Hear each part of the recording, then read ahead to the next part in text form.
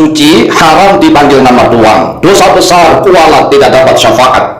Taufik Assegaf dipanggil nama. Habib Taufik ini ketua Robito, orang tua kami. Taufik Assegaf dipanggil nama sama dia. Siapa dia? Mari gunakan akal pikiran, gunakan akal sehat untuk melihat sesuatu.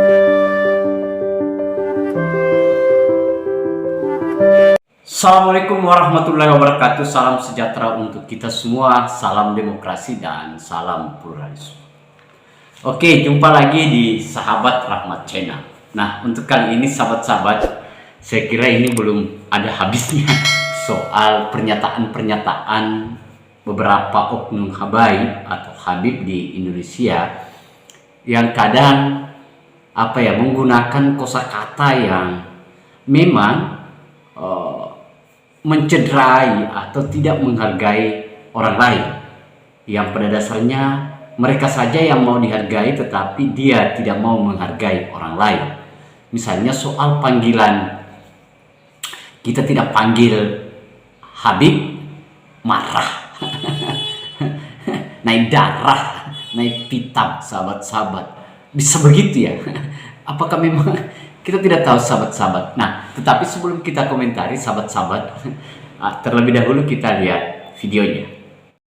Orang suci haram dipanggil nama doang, dosa besar kualat tidak dapat syafaat.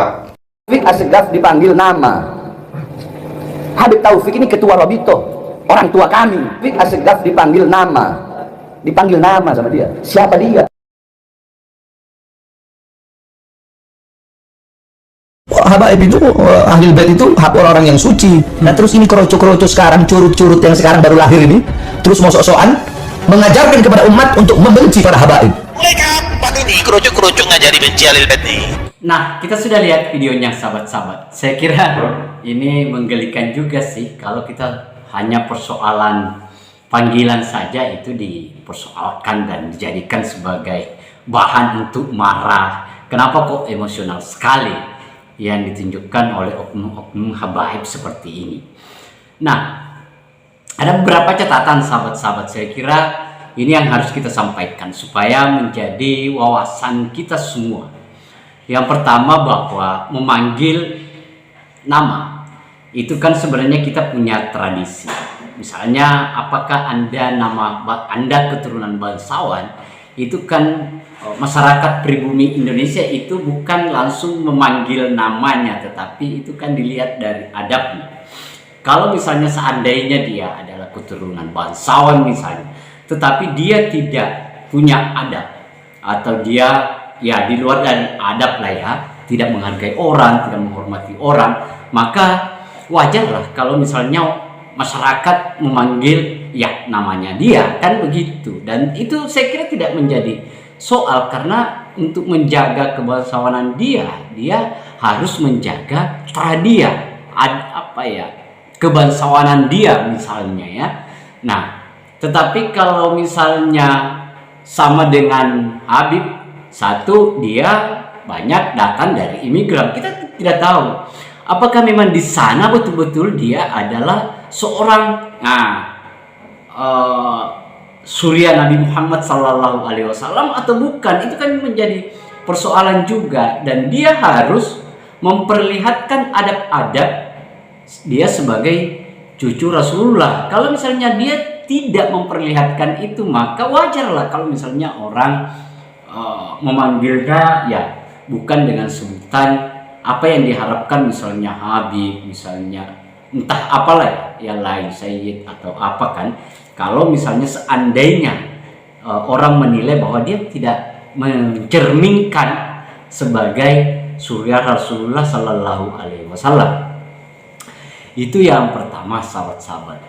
Kemudian yang kedua, kalau kita misalnya adab, wawasan, coba kita lihat di Indonesia itu, di mana-mana kalau misalnya soal panggilan-panggilan itu kan sebenarnya adalah lebih pada bagaimana mendekatkan orang si A dengan si B. Itu juga menjadi bagian yang harus kita lihat gitu loh. Misalnya